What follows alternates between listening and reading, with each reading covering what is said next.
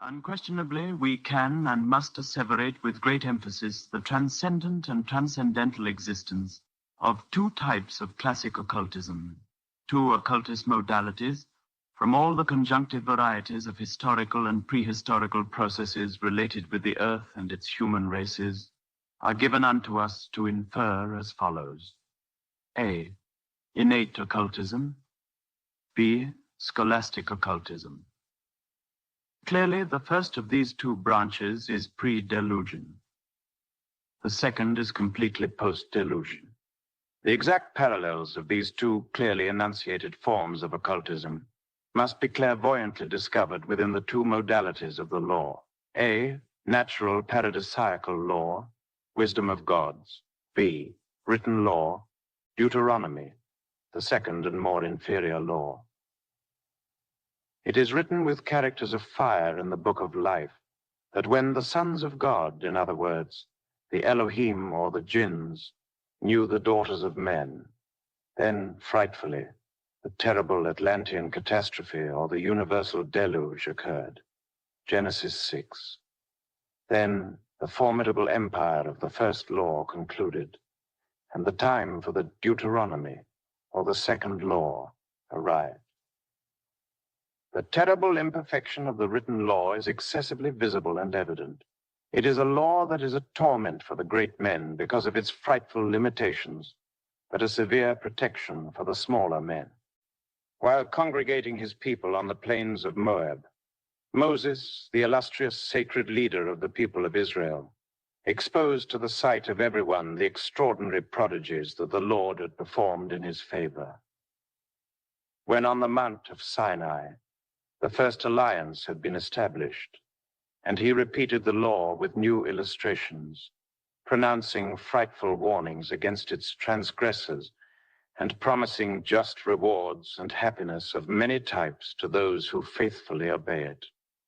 After having blessed the 12 tribes of Israel, Moses, when transfigured on Mount Nebo, contemplated the promised land, the Elysian fields, or the Jinn's world, the land which flows with milk and honey, the ethereal world, the fourth dimension. Moses did not die like the rest of mankind. He disappeared on Mount Nebo. His cadaver was never found. What happened to him? Moses returned into the happy land of the Nordic and Druid chants. He became a Jinn. He was converted into an inhabitant of paradise. We have verified in an integral form the unmistakable, clear, and definitive fact that precisely there, in the supraliminal world, in the fourth dimension, is where the people of the ancient Arcadia joyfully abided. I want to refer specifically to the paradisiacal humanities of ancient times. When John the Baptist was beheaded, the great Kabir Jesus departed into a desert place by ship privately. St. Mark 6:32. In other words, into the Jinn lands, into the fourth coordinate of our planet Earth.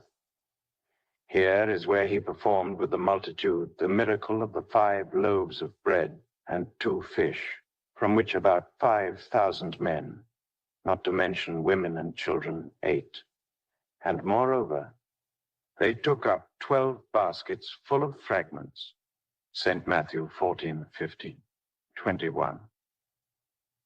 It is clear that the great Gnostic priest Jesus had to penetrate within the fourth dimension.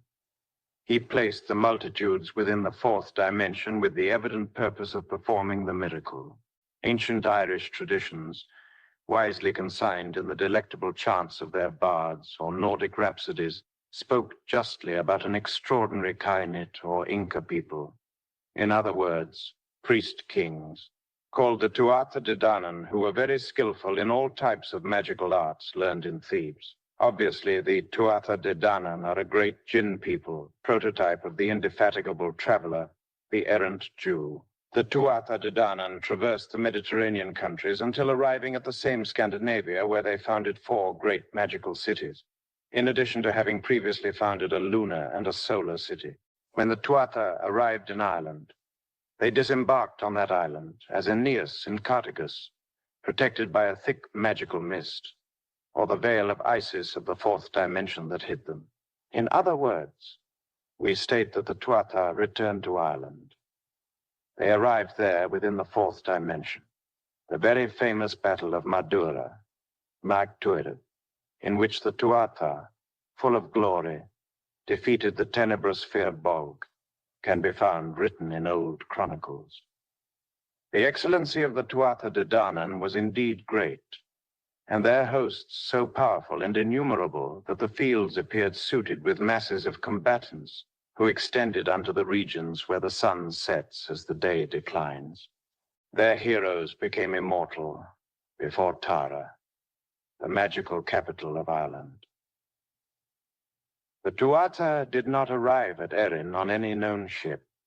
Neither could anybody grasp and clearly determine whether they were people born on the earth or descended from heaven, nor if they were diabolic entities, or from a new nation which could not in any way be human, since their veins did not run with the royal blood of the indefatigable Bertach, the founder of the primitive Cain. Definitively, when the great Atlantean catastrophe occurred, the Tuatha Dé Danann entered the fourth dimension.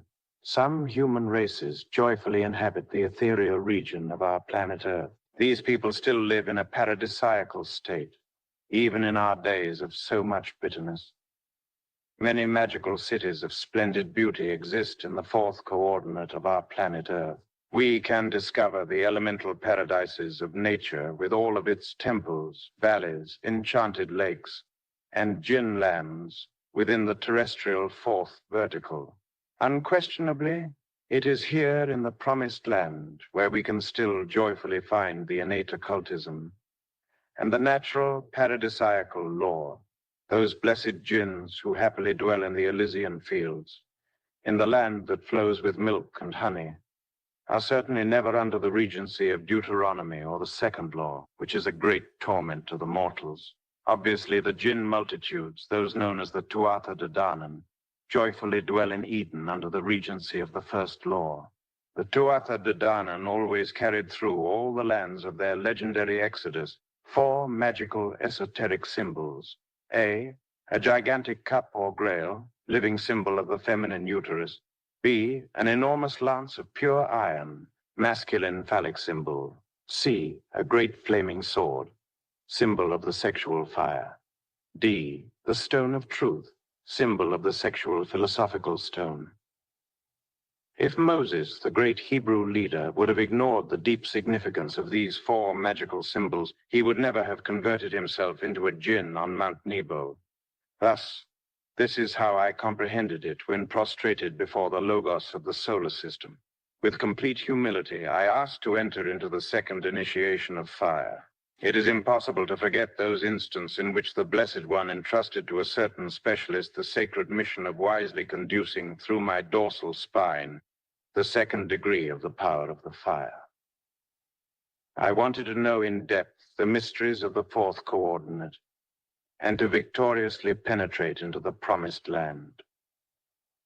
I needed with maximum and undeferable urgency to restore the igneous powers within my ethereal vital depth. I was congratulated in the temple with a great cosmic festivity when the second serpent awoke, in order to initiate its inward and upward ascension along the ethereal spinal medulla.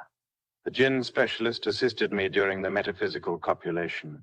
Letalantes and I perceived him with our 6th sense. Clearly, I was not abandoned. That Jinn person helped me with strong magnetic passes that came from my coccyx up to the pineal gland. A great moral responsibility was cast upon this master's shoulders, which was to intelligently conduce for me the living and philosophical fire along the spinal medulla canal in the famous theosophical lingam sarira, the vital depth of the human organism. Obviously, such a vehicle is just the superior section of the physical body, the tetradimensional aspect of our physical body. This initiation is more arduous. This is how the Logos of our solar system spoke unto me. However, I hoped with infinite longings to know the mysteries of the ethereal world, to enter into the promised land. The brilliant ascent of the second igneous serpent along the medulla canal, from vertebra to vertebra and from chakra to chakra, was performed very slowly according to the merits of the heart. Each spinal vertebra of an ethereal type implies determined virtues. It is clear that we must be tested before reaching any vertebra. Let us remember that gold is tested with fire and virtue with temptation. The legs of the thrones of the gods have animalistic forms. The tenebrous incessantly attack those that intend to reach any degree of the occult masonry in their dorsal spine. The kingdom of heaven suffereth violence, and the violent take it by force. Matthew 11-12. Mystical agapes exist in the country of the 1,001 nights. I was at one of those feasts. The guests were royally attended to by swans of immaculate whiteness on the shore of a crystalline lake. The following cosmic law was taught to me upon another occasion. You must never mix within the same house two contrary forces, because a third force, which is destructive for everybody, is the result of this mixture of two opposite currents. The vital body is constituted of four ethers: A, luminous ether; B, reflective ether; C, chemical ether; D, ether of life. The first of these ethers is found intimately related with the diverse functions of willpower and imagination. The second ether is found secretly associated with all the sensorial and extrasensorial perceptions. The third is the foundation of all biochemical and organic processes. The fourth serves as a medium for the forces that work with the processes of reproduction of the races. I learned to liberate the two superior ethers in order to travel with them far away from the physical body during the second initiation of the fire.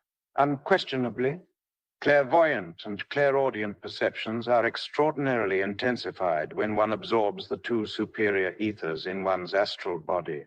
These ethers permit us to bring into the physical brain the totality of the suprasensible memories.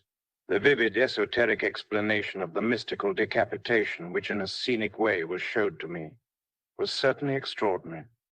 I was invited to a macabre feast, and what I saw on the tragic table was certainly frightful. A profane, bloody head was placed on the silver tray and was decorated with something that is better to omit. It is clear that its deep significance is that the animal ego, the itself, the myself, must be beheaded. As a blunt and definitive fact, we can conclude here with great assertion that the head of John the Baptist upon a tray of silver possesses identical significance. Unquestionably, John the Harbinger taught this terrible truth by ascending to the altar of supreme sacrifice. By exploring old chronicles with the constancy of a clergyman in a cell, we discover the following. The Nazarenes were known as Baptists, Sabians, and Christians of St. John. Their belief was that the Messiah was not the Son of God, but simply a prophet who wanted to follow John. Origen, Fall II, page 150, observed that there are some who say that John was the anointed one, Christus, when the metaphysical conception of the Gnostics, who saw the Logos and the anointed one in Jesus, was starting to gain ground. Then the primitive Christians were separated from the Nazarenes and were accusing Jesus of perverting the doctrine of John and of changing the baptism in the Jordan for another one. Codex Nazareus II, page 109. It is relevant to emphatically asseverate the transcendental fact that John the Baptist was also a Christus. On the other hand, when considering from the point of view of the Logos, multiple perfect unity, it can be said that he has saved those that have died in themselves, those that have decapitated the animal ego, and have defeated the kingdom of darkness or inferno. As a consequence or corollary, I understood all of this in a unitotal, integral way when seeing the macabre table in the hall of the feast. The adepts of the occult fraternity gave me a beautiful present when I abandoned that unusual and abysmal den. It is a minuscule instrument of magic with which I can operate as a theurgist by modifying plasticity. Those who have seen my photographs have evidenced for themselves the concrete fact that I control my plasticity voluntarily. The various forms of my face disconcert my best photographers. However, frankly and plainly speaking, I confess that it is not I who possesses this power, but my innermost, my real inner being, Atman, the ineffable one. He operates upon my plasticity when it is indispensable. My insignificant person has no value. The great work is what matters. I certainly am nothing but a simple slug in the mud of the earth. If I could write in detail the whole of that which we the mystics have experienced in the 33 holy chambers of the ethereal world, we would fill many volumes. Therefore, I prefer to speak in synthesis. When the second degree of the power of the fire reached the height of the creative larynx, I was put in jail. The accusatory affidavit was textually saying the following: "This man, in addition to committing the crime of healing the ill, is also the author of a book entitled The Perfect Matrimony, which is an outrage against public morality and the good customs of the citizens." It was within the horrifying dungeon of an old South American prison where I then had to pass through the classic ceremony of the Decapitation. Then I saw, at the foot of a large, old, fortified tower, my divine mother Kundalini, with the flaming sword in her dexterous hand, decapitating a creature. "Ah, now I understand," I exclaimed within the dreadful darkness of that horrible dungeon. Posteriorly, I entered into that delectable state that in high yoga is known as nirvikalpa samadhi. Out of this other dungeon, which is called the physical body, I experienced in ecstasy within myself the great inner profound reality. He, my monad, penetrated within me, in my soul, and then I became totally transfigured. I integrally saw myself with lucid plenitude. He is the fifth of the 7 spirits before the throne of the Lamb, and I am his bodhisattva. This comes as a reminder of that phrase of Muhammad: "Allah is Allah, and Muhammad his prophet." When departing from that prison, I directed my steps towards my house. There, my best friends were waiting for me. Some days later, the second degree of the power of the fire made direct contact with the atom of the Father, situated in the magnetic field of the root of the nose. Then I saw, envisioned in the night, the flaming star with the eye of God at its center. The resplendent pentalpha was detached from the sun, Christ, in order to shine upon my head. The cosmic festival on that night of the initiation was extraordinary. I saw from the threshold of the temple my real being, the innermost crucified on his cross in the very sacred depth of the sanctuary before the brothers and sisters of the occult fraternity. While he was receiving the initiation, I arranged my affairs with the lords of karma in the vestibule of the temple.